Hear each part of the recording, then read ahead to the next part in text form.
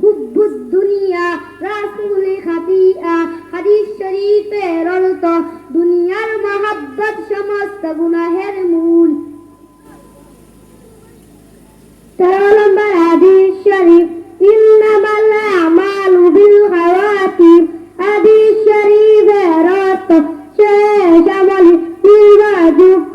14 নম্বর হাদিস শরীফ তুহফাতুল মুসলিমিল মাউত। হাদিস শরীফের অর্থ ঈমানদারদের জন্য মৃত্যু উপহার শুরু। 15 নম্বর হাদিস শরীফ কাফা বিল মারি কাযিবান আইয়ুহাদ্দিসা বিকুল্লি মা সামিআ।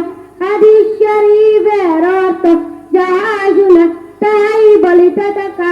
কোন ব্যক্তি মিথ্যাবাদী হওয়ার জন্য ইহাই যথেষ্ট।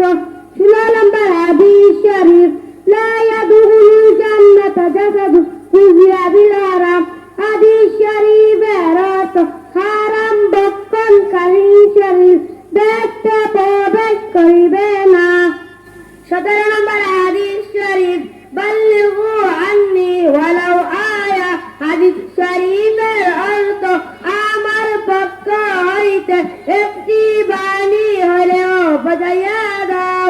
18 নম্বর হাদিস শরীফ মা সমাতানা যা।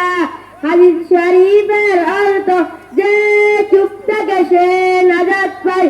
19 নম্বর হাদিস শরীফ ইন্নামাল আমালু বিন্নিয়াত।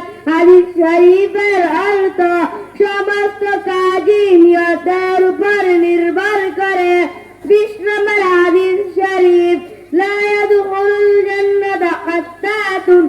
হাদিস শরীফের অর্থ সকল কুরবেশে প্রবেশ করিবে না। আসসালামু আলাইকুম ওয়া রাহমাতুল্লাহি ওয়া বারাকাতুহু।